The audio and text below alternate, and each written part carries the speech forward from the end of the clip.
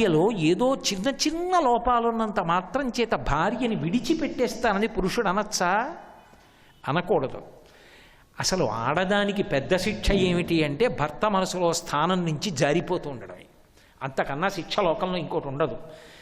ఏ స్థానం భర్త ఇచ్చాడో ఆ స్థానంలో ఊంచుకోవడం చేతకాక జార విడుచుకొని కిందకి దిగిపోతుంటే అది దోషమేమో కానీ అలా జారుతున్నా ఉద్ధరించుకున్న భర్త లోకానికి ఆదర్శవంతుడయ్యాడు గౌతముడు. రామాయణం మనకి కోపం రావడం తప్పు కాదు, వచ్చిన కోపాన్ని ఎంత విచక్షణతో ఎంత జాగ్రత్తగా అదుపులో ఉంచుకొని దాన్ని ఒక సాధనంగా ఎలా వాడాలో నేర్పుతుంది. అందువల్ల కదండి వాళ్ళందరూ మహాత్ములయ్యారు. అదే రామాయణంలో సీతామహాలక్ష్మి కూడా, అంతటి మహాతల్లి కూడా ఒకానొకప్పుడు కోపం తెచ్చుకుంటే తప్ప రామాయణం తిరగదు. అలా బిగుసుకుపోయింది రామాయణం. ఆవిడికి తెలుసు, ఎందుకని ఆవిడ అయోనిజ, అసలు ఆవిడ నరకాంత కాదు. ఆవిడే చెప్పుకుంది, నేను నరకాంతని కాదు, నరకాంత యొక్క పాతివ్రత్య ధర్మాన్ని పాటించానంది ఆవిడ. ఆమె అయోనిజగా వచ్చింది. అథమే కృషత క్షేత్రం లంగలా దుద్ధితామయా క్షోక్షేత్రం శోధయతా లబ్ధ్వా నామ్నా సీతేతి విశ్రుత అంటాడు జనకుడు. భూమిలోంచి పైకి లేచింది ఆవిడ, నేను భూమిని దున్నుతుంటే అన్నాడు.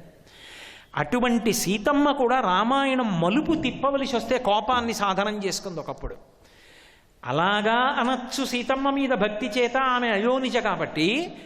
సీతమ్మ కోపానికి ఒకప్పుడు కథాపరంగా అలా అన్నంత మాత్రం చేత నాకేదో పాపం చుట్టుకుపోతుందని మీరు అనుకోకూడదు. రామాయణం మధుర మధురమైన కావ్యం. అలా చూసినప్పుడే మన జీవితాలకి ఒక ఆదర్శం ఏర్పడుతుంది. సీతమ్మ కూడా కోపానికి వశురాలైతే ఎంత బాధపడవలసి వచ్చిందో. ఒకప్పుడు రామచంద్రమూర్తి సీతమ్మని లక్ష్మణస్వామిని ఆశ్రమంలో ఉంచి మారీచుడి కోసం వెళ్ళాడు. చెప్పాడు లక్ష్మణుడు, అన్నయ్య నమ్మద్దు, ఎక్కడ బంగారు చుక్కల జింకుంటుందన్నయ్య, మారీచుడు తిరుగుతున్నాడు ఎక్కడో, వాడు పరమమోసగాడు అన్నయ్య, నిన్ను దూరంగా చేయడానికి మారీచుడు వచ్చాడని సందేహిస్తున్నాను, వెళ్ళవద్దు. పరోక్షంగా సీతమ్మకి చెప్పాడు, అడగవద్దు, ఆశపడవద్దని. ఆవిడంది, ఒకవేళ ప్రాణంతో పట్టుకొస్తే ఆడుకుంటాను, అయోధ్య తీసుకెడతాను, దగ్గర పడిపోతుంది, ఇంకా సంవత్సరం ఉంది, 13 ఏళ్ళు అయిపోయాయి, పోని దొరకకపోతే చంపి చర్మాన్ని పట్టుకొస్తే ఇంటికి వెళ్ళిపోయాక అయోధ్యలో అంతఃపురంలో పెట్టుకుంటా, ఎంత బాగుందో జింక బంగారు చుక్కలతో, ఎలాగైనా తిండండి. లక్ష్మణస్వామి మాట వినలేదు. మొదట రాముడు వెళ్ళాడు, పంపింది రాముణ్ణి బలవంతంగా, వెళ్ళాడు. వాడు వచ్చిందే సీతారాముల్ని విడదీయడానికి. కాబట్టి ఇప్పుడు ఆ మారీచుడు ప్రాణం విడిచిపెట్టేసేటప్పుడు హా సీత, హా లక్ష్మణ అని రాముడి కంఠాన్ని అనుకరించి శరీరం వదిలేడు. ఇది సీతమ్మ వింది. ఆ పరిస్థితులలో ఆవిడ అలా మాట్లాడడంలో తప్పుందా అంటే తప్పు పట్టడం సాధ్యం కాదు. ఎందుకని అంటే ఆ భర్త మీద అంత ప్రేమ ఉన్న ఒక మహాపతివ్రత అంత బాధలో ఆ మాట అంది. ఆవిడికి ఆ మాట వినపడుతోంది. లక్ష్మణస్వామిని అంది, తొందరగా వెళ్ళు, మీ అన్నయ్యకి ఏదో ఆపదొచ్చింది, వెళ్ళి వెంటనే మీ అన్నయ్యని రక్షించండి. ఆయన చాలా నిదానంగా అన్నాడు, అమ్మా, దేవతలు, దానవులు, యక్షులు, గంధర్వులు, కిన్నెరులు, కింపురుషులు అందరూ కలిసి కట్టుకుని వచ్చి ఎదురు నిలబడినా రాముడి ముందు నిలబడలేరు. నన్ను నమ్మమ్మ, రాముడు ధనుర్విద్యా పారంగతుడు, ఆయన ముందు నిలబడలేరు. ఇది మాయావులైన రాక్షసుల యొక్క కపట నాటకం. ప్రమాదం తేవడానికే ఎవరో రాక్షసుడు అలా అరిచాడు, అమ్మా మారీచుడని శంకిస్తున్నాను, తల్లి నా మాట నమ్ము, రాముడు నన్ను ఆదేశించాడు నిన్ను విడిచి వెళ్ళవద్దని, నన్ను వెళ్ళమని నిగ్రహించకమ్మా అన్నాడు. అనరాని మాట ఒకటి అనేసింది కోపంలో ఆవిడ. కోపంతోటే అంది సీతమ్మ ఆ మాట. సుదుష్టస్వం వనీ రామమేకమేకోను గచ్చసి మమ హేతూ ప్రతిచ్ఛన్న ప్రయుక్తో భరతేనవా అంది అరణ్యకాండలో. ఇంతకాలం నువ్వు ఒక్కడివే ఇంత కష్టపడి ఎందుకు రాముడితో వచ్చావో నాకు ఇప్పుడు అర్థమవుతోంది. రాముడికి అరణ్యంలో ఏదైనా ప్రమాదం సంభవించి రాముడు లేకుండా పోతే నన్ను పొందాలని నువ్వు అనుకుంటున్నావు. నీ కోరిక తీరదు దుర్మార్గుడా. అథవా రెండో కారణం ఉండాలి, భరతుడు పంపించాడు నిన్ను, శత్రుశేషం మిగలకూడదని. సమయం చూసి రాముడు ప్రాణం లేనివాడిగా చేసేసేయమని పంపాడు. భరతుడి గూఢచారిని. అందుకని రాముడికి ఆపదొస్తూ ఉంటే కపట మాటలు చెప్పి సహాయం చేయడం మానేస్తున్నావు. రాముడికి ఉపద్రవం రావాలని, అశుభం జరగాలని కోరుకుంటున్నావు. నువ్వు కోరుకున్నట్టు నేను నీకు దక్కుతాను అనుకుంటున్నావేమో. రాముడు లేనినాడు నేనుండను, శరీరత్యాగం చేస్తాను. దుర్మార్గుడా, ఎంత కుట్ర పన్నావురా అంది. ఒక్క లక్ష్మణస్వామితో ఊరుకోలేదు, భరతుణ్ణి కలిపింది అందులో. ఏ భరతుడు? రామాయణం చదివితే కళ్ళమ్మ నీళ్ళు వస్తాయి ఆ భరతుడి గురించి చదువుతుంటే. తల్లి అని కూడా చూడకుండా కైకమ్మని నిందించాడమ్మా, నా కోసం రాజ్యం అడిగావా, రాముడిని అడవులకు పంపించావా అని. యవన్న రామం ద్రక్ష్యామి లక్ష్మణం వా మహాబలం వైదేహీం వా మహాభాగాం నమేశాంతిర్గ గమిష్యతి. నాకు ఆ సీతారాముల్ని చూసే వరకు శాంతి లేదని తలకొట్టుకుని ఏడుస్తూ పరిగెత్తి రాముడి పాదాల దగ్గర కూర్చుని, బహుశా లోకంలో మొట్టమొదట ధర్నా చేసినవాడు భరతుడే అనుకుంటారు. రాస్తారోకో అంటారే, అలా రాముడికి అడ్డంగా పడుకున్నాడు. నువ్వు నడవడానికి వీల్లేదు, నువ్వు రాజ్యానికి వస్తానంటేనే ఒప్పుకుంటాను, అడ్డంగా పడుకుంటానన్నాడు. రాముడు ధర్మం చెప్పాడు. అప్పు తెలియక ఎవరికో ఇచ్చి వాడు తిరిగి ఇవ్వకపోతే ప్రతీకారం చేయడానికి శరీరం బలం లేని బ్రాహ్మణుడు చెయ్యాలి అలాంటి పనులు. క్షత్రియుడు అయ్యుండి నువ్వు చెయ్యొచ్చా? తప్పు చేశావు, ప్రాయశ్చిత్తం ఒక ధర్మాత్ముడిని ముట్టుకోమన్నాడు. ఎవరిని ముట్టుకోవాలని అడిగాడు. అక్కడే ఉన్న ఋషులు చెప్పారు, రాముడినే ముట్టుకోమన్నారు. రాముడిని ముట్టుకున్నాడు. రాముడు అబ్బో చాలా ధర్మం చెప్పాడు. వశిష్ఠుడికి తెలుసు రాముడు రాడని. పాదుకలు అక్కడ పెడితే అధిరోహార్య పాదాభ్యాం పాదుకే మలంకృతే ఏతే సర్వలోకస్య యోగక్షేమం విధాస్యత. అయోధ్యకాండ. ఈ పాదుకల మీద ఒక్కసారి ఎక్కి దిగిపో, ఇవి పాలన చేస్తాయన్నాడు. పాదుకలేగా, రథంలో వెళ్ళేటప్పుడు తన పక్కన పెట్టుకోలేదు. తత శిరసి కృత్వా తూ పాదుకే భరతస్తథా ఆరురోహ రథం హృష్ట్వా శత్రుఘ్నైన సమన్విత. రథంలో తను కూర్చుని పాదుకలు తల మీద పెట్టుకుని వెళ్ళాడు భరతుడు. అంతటి మహాభక్తుడు. అంతటి మహాభక్తుడైనటువంటి భరతుణ్ణి నింద చేస్తూ కలిపింది. కోపం ఎంతటి వారి చేత ఎలాంటి మాటలు అనిపిస్తుందో చూడండి. ఎటువంటి లక్ష్మణస్వామి ఒకనాడు అరణ్యవాసంలో రాముడే పిలిచి ఇంటికి పంపించేయడం కోసమని అట్నుంచి తిరిగి వచ్చి భరతుడు, మా అమ్మ కౌసల్యకి మీ అమ్మ సుమిత్రకి ఆపద తలపెడతాడేమో, ఇంటికి వెళ్ళిపో అన్నాడు. అంటే లక్ష్మణస్వామి అన్నాడు, ఈ మాట సీతమ్మకి చెప్పవే? వదిన కూడా ఇంటికి వచ్చి మా అమ్మని మీ అమ్మని చూడొచ్చుగా. చెప్పవు. ఎందుకు చెప్పవు? నిన్ను విడిచి ఉండలేదని. నచతేన వినా నిద్రా లభతే పురుషోత్తమ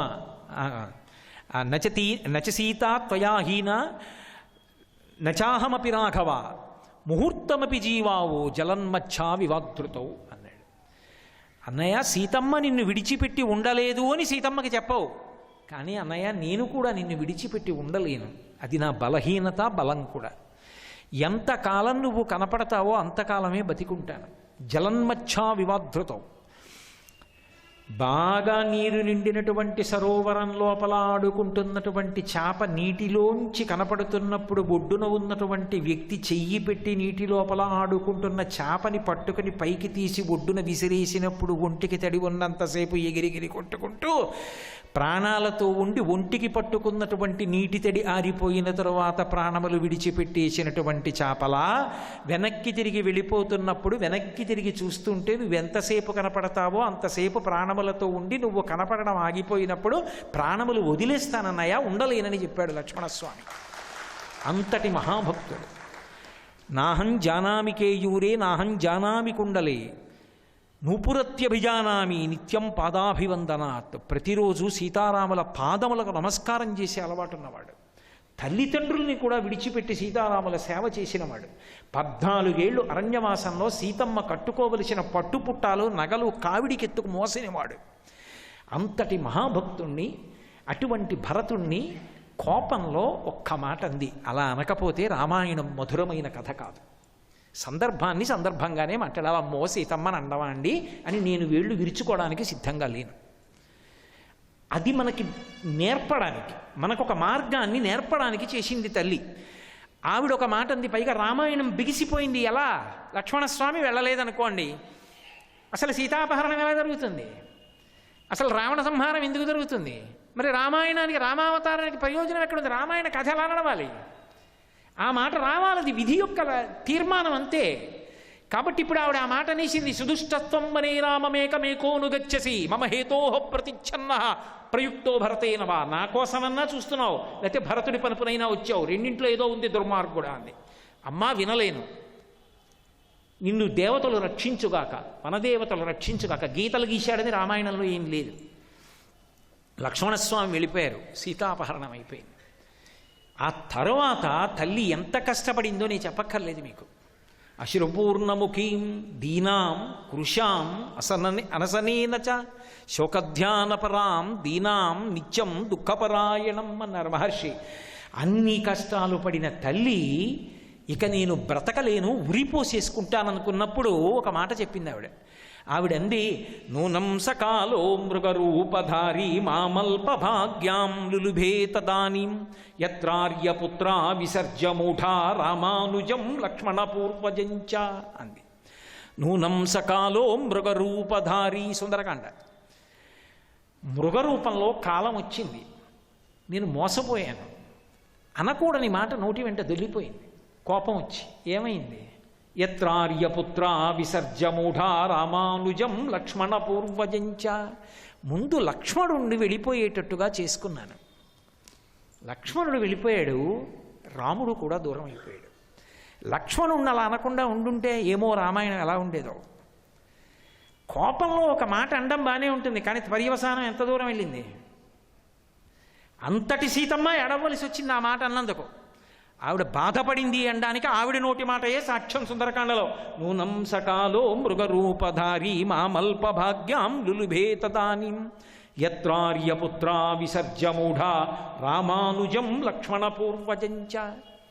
అదే రాముడైతే కోపం రాకుండా ఉండిపోయాడు అనుకోండి, అర్థం ఉండదు. ఒక జ్ఞాని వాల్మీకి మహర్షి స్థాయికి వెళ్ళిపోయినట్టు. కోపం వస్తుంది, సాధనంగా ఉంచుకుంటాడు, ఎంతవరకు అంతవరకే, దాటడు. కోపమునకు తాను వశుడు కాడు. సీతాపహరణం జరిగిపోయింది, రాముడు తిరిగి వచ్చాడు, లక్ష్మణుండి కూడా నిలదీశాడు. గోదావరిని అడిగాడు, పర్వతాలను అడిగాడు, చెట్లను అడిగాడు, పక్షులను అడిగాడు, మృగాలను అడిగాడు. ఏది సీతమ్మ ఎవరపహరించారు చెప్పండి అన్నాడు. ఎవ్వరూ జవాబు చెప్పలా. కారణం రావణుడి పట్ల భయం. ఒక్కళ్ళు జవాబు చెప్పలా. సీతమ్మని రావణుడు అపహరించాడన్న మాట చెప్పలేదు. ఎంత కోపం వచ్చిందో రాముడికి. మహర్షి ఏం దాపరిక ఉండదు, కోపం వచ్చే చెప్పాడని చెప్పారు అరణ్యకాండలో. ఆయన అన్నాడు, నాకు ఇంతటి బలపరాక్రమములు ఉండి కూడా నేను జితేంద్రియుడనై లోకహితము కొరకు ప్రవర్తిస్తుంటే దేవతలందరూ కూడా నన్ను చేతకానివాడిని అనుకుంటున్నారు. అందుకే ఇప్పుడు నా పరాక్రమం ఏమిటో, నా చేతనైన తనం ఏమిటో చూపిస్తాను.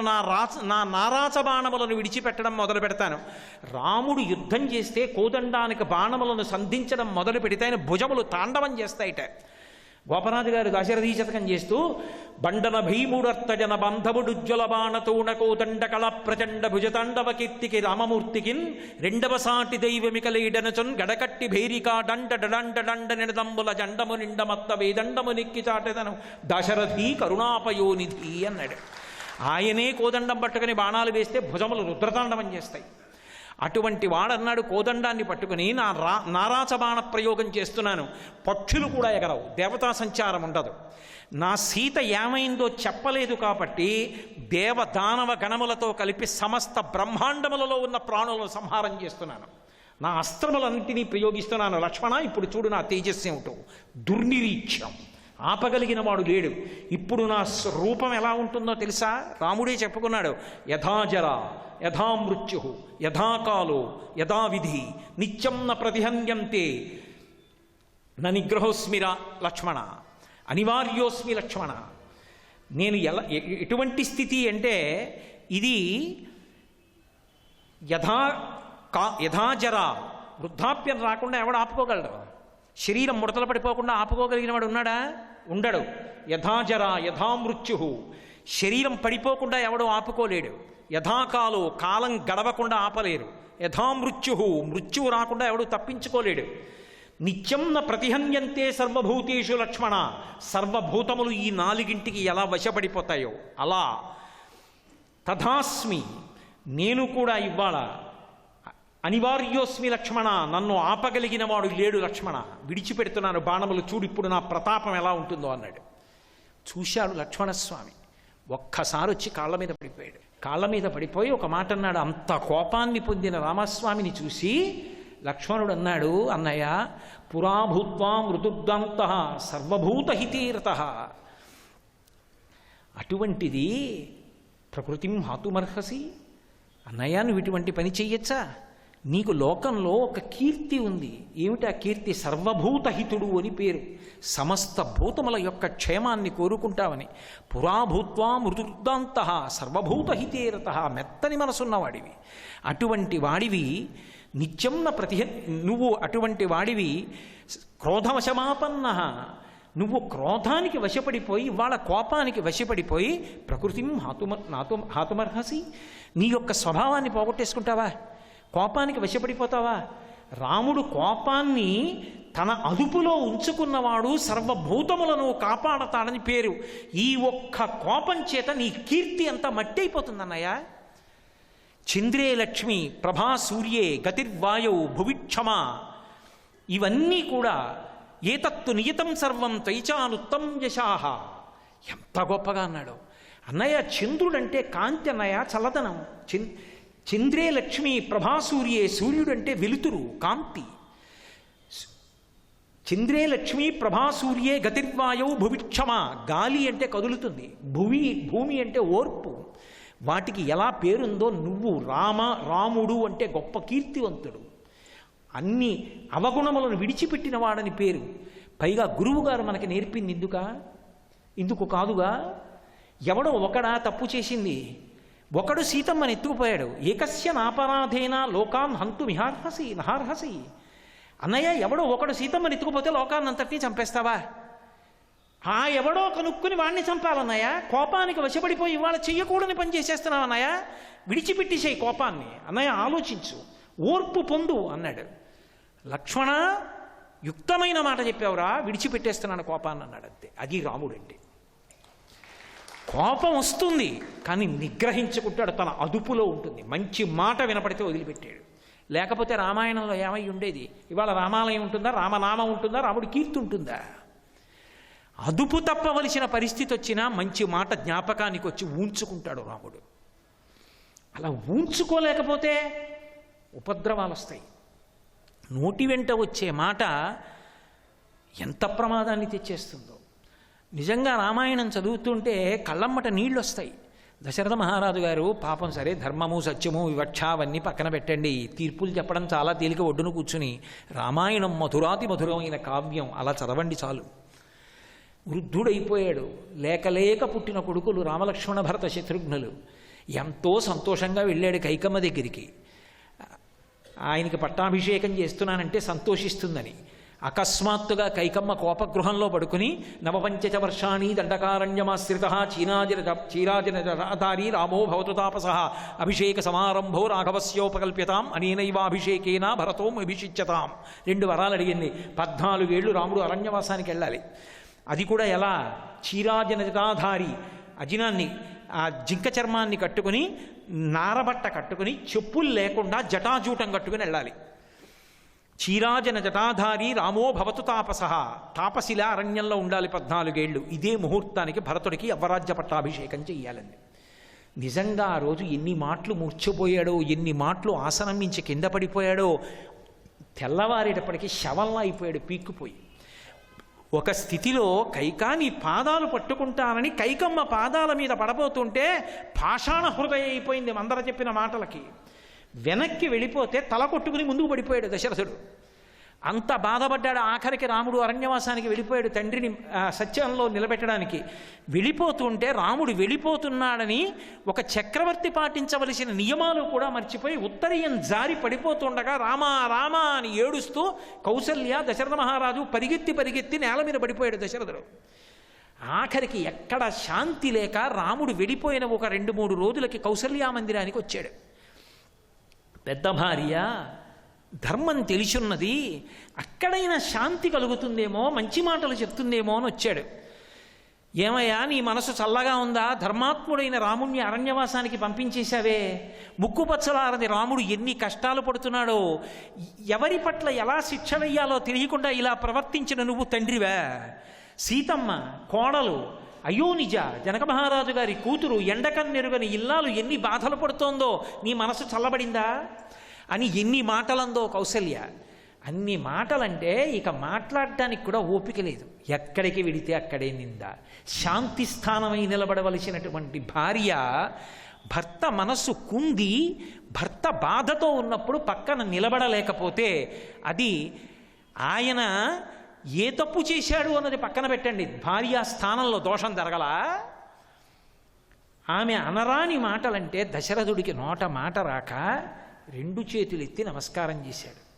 కౌసల్య, తప్పే చేశానేమో, కానీ ధర్మజ్ఞురాలివి, అన్నీ తెలుసున్నదానివి, మంచి మాటలు చెప్తావు, నాకు శాంతినిస్తావు అనుకుని వచ్చాను. ఇన్ని మాటలు అన్నావా కౌసల్య? నీకు 2 చేతులు జోడించి నమస్కరిస్తాను. నన్ను నింద చెయ్యకు కౌసల్య, తప్పైపోయింది. ఎంత తప్పు చేసినా భర్త ఈశ్వరుడు కదా భార్యకి, అంత కోపగించి అలా మాట్లాడతావా? నా తప్పు మన్నించు, 2 చేతులతో నీకు జోడించి నమస్కరిస్తున్నానన్నాడు. నిజంగా పాపం ఆయన ఆ రామపరిత్యాగం చేసి ఎంత బాధపడ్డాడు దశరథ మహారాజు. ఒక తండ్రి స్థానంలో దశరథుడు పడిన పరివేదన చదువుతుంటే హృదయం కదిలిపోతుంది నిజంగా అయోధ్యకాండలో. సర్వం శ్రీ ఉమామహేశ్వర పరబ్రహ్మార్పణమస్తు. స్వస్తి.